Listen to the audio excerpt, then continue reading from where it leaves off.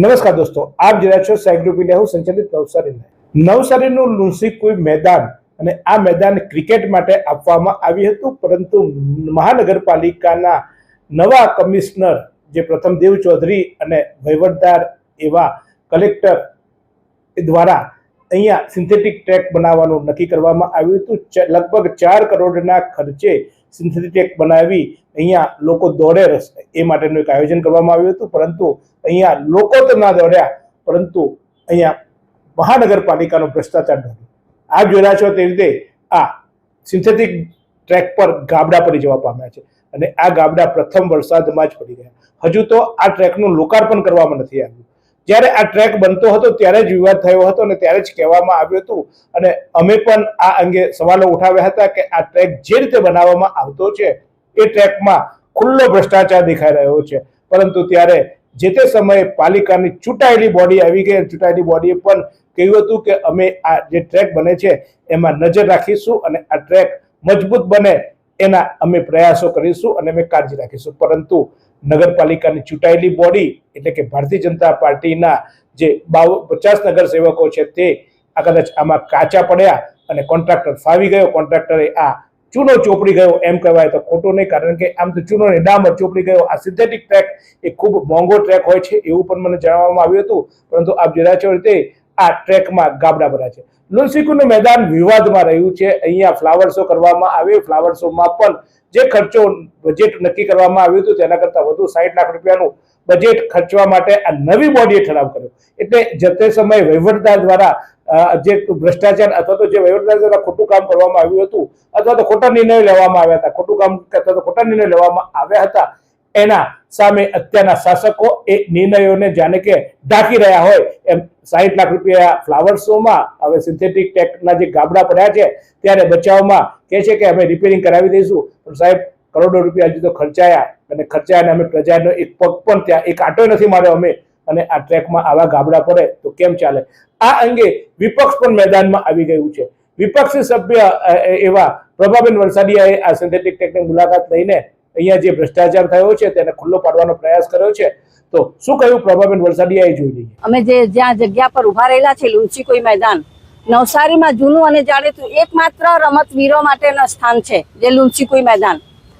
તેમાં ટૂંક સમયમાં 4 કરોડના ખર્ચે જે આ રસ્તા બનાવી દેવામાં આવ્યા વચ્ચોવચ્ચ કે ચાલવા માટે। અરે ભાઈ, બહારની સાઈડે તો ચાલવાનો છે જ ફૂટપાથ, પછી આ અંદર શું કામ બનાવ્યું તે બી એક સવાલ છે। અને બનાવ્યું તો બનાવ્યું, પણ તેની ગુણવત્તા શું? આ જે પોપડી એની ઉચકી ગયેલી છે ને મોટો ભૂવો પડેલો છે, તેના માટેના જવાબદાર કોણ? રમતવીરો ખૂબ જ નિરાશ છે નવસારી શહેરમાં કે એકમાત્ર ગમતની જગ્યા જે છે લુન્સીકુઈ વિસ્તાર તે આજે આવી હાલતમાં પડેલું છે। ઠેર ઠેર કાદવ, કોઈ બી સાર સંભાળ નથી। બસ મોટા મોટા બજેટ ફાળવવામાં આવે છે, પણ તે બજેટ જાય છે ક્યાં તે પણ એક સવાલ છે। મોટો ભ્રષ્ટાચાર થયા હોવાની ગંધ આવી રહેલી છે અહીંયા, એવું કહેવું છે।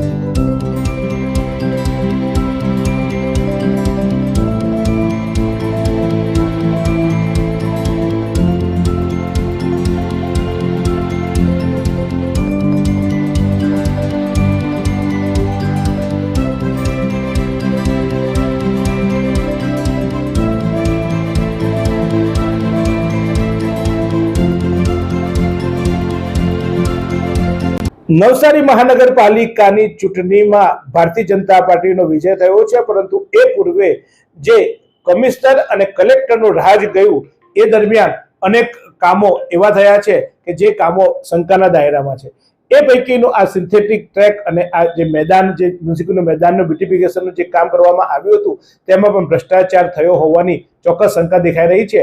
ત્યારે આ અંગે નવસારી શહેર કોંગ્રેસના પ્રમુખ દીપક બારોટે શું કહ્યું તે પણ જોઈએ। નવસારીમાં આવેલું ઐતિહાસિક લુન્સીકુઈ મેદાન જે એક સમય માટે રમતવીરો માટેની એક ઓળખ સમાન હતું, તેમાં આ ભારતીય જનતા પાર્ટીના શાસકો અને ગત ટર્મના કમિશનરે બહુ મોટો વેપાર કર્યો. આમાં ફ્લાવર શોના નામે 3 કરોડ ને 64 લાખ રૂપિયાનો જે ભ્રષ્ટાચાર થયો 3 દિવસ માટે, એની આ શહેરને કોઈ જરૂર નહીં હતી. ત્યારબાદ આ લુન્સીકુઈના મેદાનને ડેવલપ કરી અને એના સિન્થેટિક ટ્રેક, અહીંયા કોઈ ચાલવા વાળું દોડવા વાળું છે નહીં. લોકો બે ટાંડિયા લેવલ કરવામાં પડેલા છે. અહીંયા એવું કોઈ ઐતિહાસિક એવું મેદાન નથી કે અહીં કોઈ મિલિટરીની પરીક્ષાઓ નથી લેવાતી કે એના માટે ટ્રેક બનાવવો પડે. એવી કોઈ માંગણી પણ લોકોની નહીં હતી. ત્યારે લોકો શાંતિથી, નાના દીકરાઓ ખેલાડીઓ અહીં રમતા હતા, ક્રિકેટ રમતા હતા, વોલીબોલ ફૂટબોલની મેચો રમતા હતા. તે ગ્રાઉન્ડની પથારી ફેરવી અને વચ્ચોવચ્ચ સિન્થેટિક ટ્રેક નાખ્યો. આજે એ ટ્રેકની હાલત તમે જુઓ તો એ રબરના, આપણે રબર પાથરેલું હોય તેમ તમારા હાથમાં આવે છે. અહીં મોટું ગાબડું પડેલું છે. આ લોકોએ આ 4.5 કરોડનો બીજો કોઈ પ્રોજેક્ટ તૈયાર કરેલો છે રમતગમત માટે. એટલે પેલા 3.5 અને આ 4.5, આ તમે આનો એરિયા જુઓ, એમાં કઈ થયું જ નથી ને 8 કરોડ રૂપિયાનું બજેટ વપરાઈ ગયું છે. ત્યારે મારે કહેવાનું એ છે કે આ દેશની, આ શહેરની જનતા પેપર વાંચે છે, મીડિયામાં જોવે છે. બીજું, આ શહેર તો ખોવા જેવડું છે. લુન્સીકુઈ પર રોજ લગભગ 1 આંટો દરેકનો થાય છે. ત્યારે આવડા નાના ગ્રાઉન્ડમાં જો 8-10 કરોડનો ભ્રષ્ટાચાર આ લોકો 4-5 મહિનાના સમયગાળામાં કરતા હોય, આ શહેરના રસ્તાઓમાં આટલો મોટો ભ્રષ્ટાચાર થાય છે, ડ્રેનેજની લાઈનોમાં ભ્રષ્ટાચાર થાય છે, બધી દિવાલોને રંગરોગાન કરીને કરોડો રૂપિયાનું બજેટ આ લોકો ખાઈ ગયા છે. જે પાયાની સુવિધા, પાણી, રસ્તા, ડ્રેનેજ, એનાથી આ શહેરની જનતા 30 વર્ષના આ લોકોના શાસનમાં હજુ સંતુષ્ટ નથી. આ તમામ સુવિધાઓથી લોકો વંચિત છે. ત્યારે આવા ભ્રષ્ટાચારીઓને રોડ પર દોડાવવા જોઈએ. પ્રજાએ આ લોકોનો હિસાબ માંગવો જોઈએ. અને લોકોએ, વિદ્યાર્થીઓએ, શિક્ષિત લોકોએ, પ્રબુદ્ધ નાગરિકોએ રાહુલ ગાંધીના નેતૃત્વવાળી કોંગ્રેસને સપોર્ટ કરી, કોંગ્રેસમાં જોઈન્ટ થઈ અને પોતે નેતા બની, લીડર બની, વિરોધ પક્ષ બની અને આ ભારતીય જનતા પાર્ટીને સત્તામાંથી કાઢવી જોઈએ. અને આ નહીં થશે તો આવનારી પેઢી અત્યારની પ્રજાને માફ નહીં કરે. આવનારી પેઢી ભીખ માંગશે આ લોકોના રાજમાં, એવું મને લાગી રહ્યું છે. જુઓ, અમે નથી કહેતા કે ભ્રષ્ટાચાર થયો છે, અમે નથી કહેતા કે કામ નથી થયું, પણ જુઓ, પ્રજા નક્કી કરે આ કેવું કામ થયું છે. શું આ સિન્થેટિક ટ્રેકમાં દોડવા વાળા ને ચોક્કસ આ હવે ખાડા પુરાશે અથવા તો એનું રિપેરિંગ કરશે, પરંતુ જે લેવલ મળવું જોઈએ અથવા તો જે સિન્થેટિક ટ્રેકનું મહત્વ છે એ એકવાર આવો ટ્રેક બેસી જાય અથવા તો એકવાર તૂટી જાય પછી એને ગમે તે રિપેરિંગ કરવામાં આવે તો રિપેરિંગ થાય. અને શું થશે તો શું એ યોગ્ય રહેશે કે કેમ, એક સવાલ છે. બીજો સવાલ એ છે કે જે પણ ખર્ચો કરવામાં આવ્યો છે એ ખર્ચાનો ઓડિટ કરવામાં આવશે. શું આ જે પણ નિર્ણયો લેવામાં આવે એ નિર્ણયોની સામે ચૂંટાયેલી પાક, ભલે ભ્રષ્ટાચાર, તમે એવું કહો છો કે અમે આવ્યા આ પહેલાનું કામ છે, તો તમે આવ્યા પછી જો અગાઉ કોઈ ભૂલ કરી ગયો હોય તો ભૂલ ચકાસવાનું કામ પણ તમારું છે, તો એ ચકાસણી કરશો.